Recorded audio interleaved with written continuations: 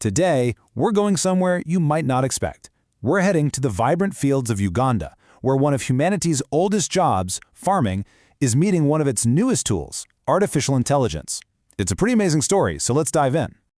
This quote, right here, it just says it all, doesn't it? Farming in Uganda is incredibly tough. But this isn't a story about replacing farmers. Nope. It's about empowering them. It's about making a hard job smarter. That's the whole idea we're going to unpack.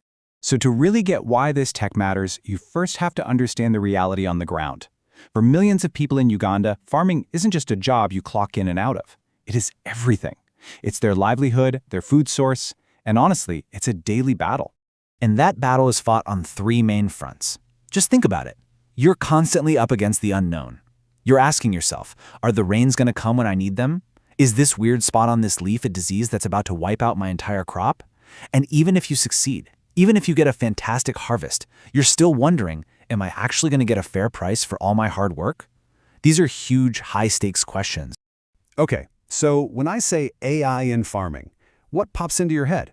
For a lot of people, it's probably something out of a sci-fi movie. So before we get into what AI is doing in Uganda, it's really important to talk about what it isn't. Let's bust some myths. And this slide just nails it. You can forget about armies of futuristic robots roaming the fields.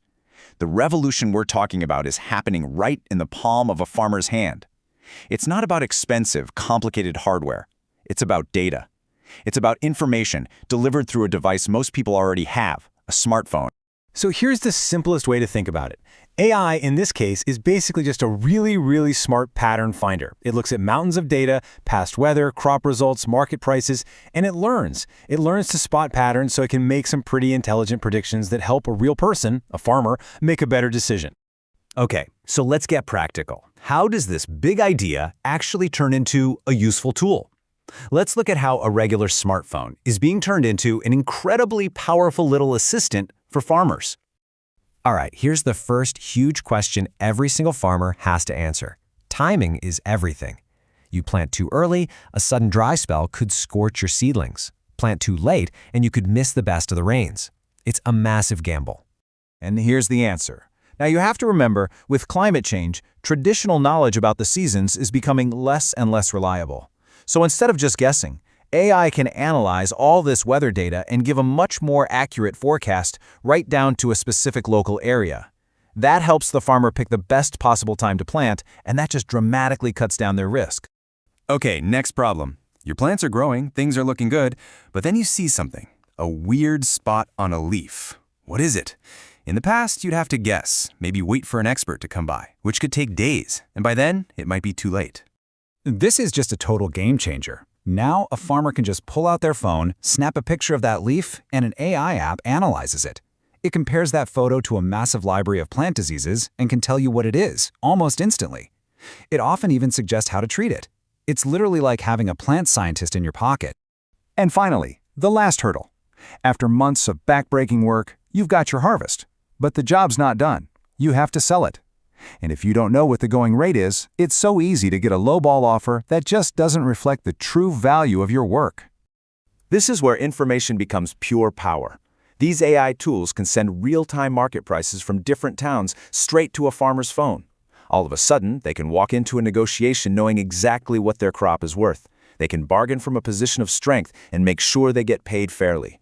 So, we've seen how it all works, but what about the so what? What does all this tech actually mean for a farmer and their family? Let's talk about the real-world results.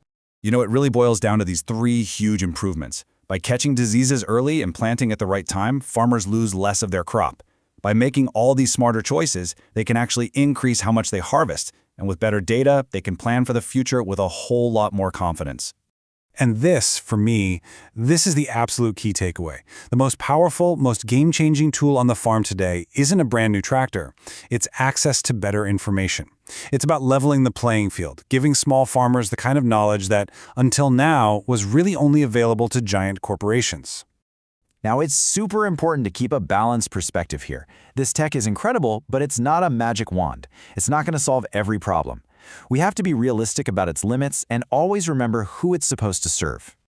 I absolutely love this phrase. The whole point isn't for some app to tell a farmer what to do. The point is to give them data, to give them suggestions, so that the farmer, the person with years of hands-on experience, can make an even better, more informed decision. It's a tool, a partner. And let's be crystal clear about what AI can't do. It can't replace the deep wisdom a farmer has about their own land. It can predict the weather, sure, but it can't control the weather, and it can help manage risk, but it can never, ever guarantee a profit. Farming will always have its uncertainties. So as we wrap this up, let's just zoom out for a second. This whole story is about more than just one successful harvest. It's about planting the seeds for a more stable, a more prosperous future for farming across Uganda. At the end of the day, that's the bottom line. This is where things are headed. And just like with any big change, the people who are open to learning, the ones who adapt and adopt these new tools, they're the ones who are going to see the biggest benefits down the road.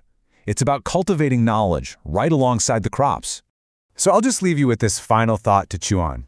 What if the next great agricultural revolution isn't about building bigger tractors or more complex machines? What if it's all about sharing knowledge more effectively? What's happening in Uganda seems to suggest that the future of farming might just be starting right there in the palm of a farmer's hand. Thanks for watching.